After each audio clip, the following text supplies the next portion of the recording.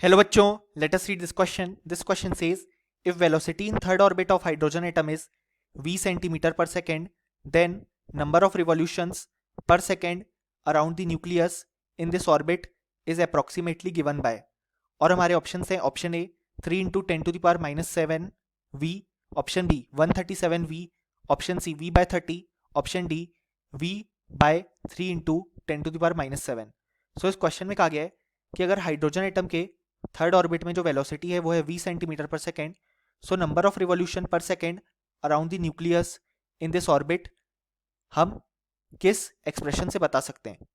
सो इस क्वेश्चन को सॉल्व करने के लिए जो की कॉन्सेप्ट रिक्वायर्ड है हमारे पास वो है concept of number of revolutions पर सेकेंड. सो यहाँ पे जो हमारे पास नंबर ऑफ रिवॉल्यूशंस पर सेकेंड अराउंड द न्यूक्लियस किए जाते हैं इन अ गिवन ऑर्बिट, वो यहाँ पे हम फ्रीक्वेंसी से बताते हैं.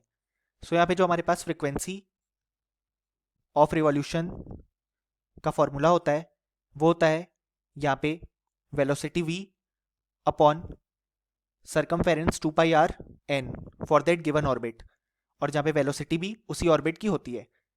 सो यहाँ पे थर्ड ऑर्बिट की बात की गई है और थर्ड ऑर्बिट की velocity v centimetre per second given है.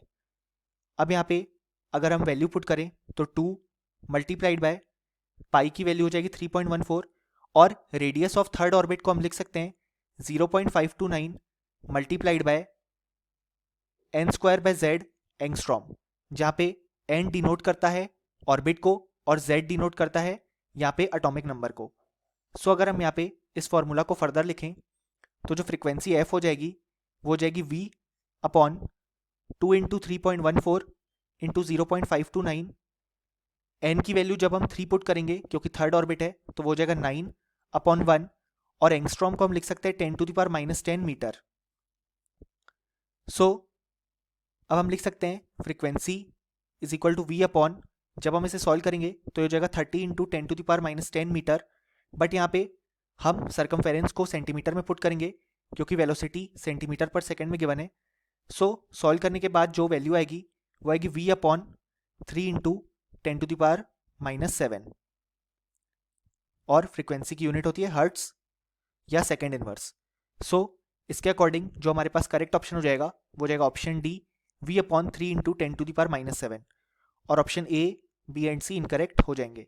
सो फाइनली हम लिख सकते हैं कि इस क्वेश्चन के लिए जो हमारे पास करेक्ट आंसर आया वो आया option D. Hope you understood it well. Best of luck.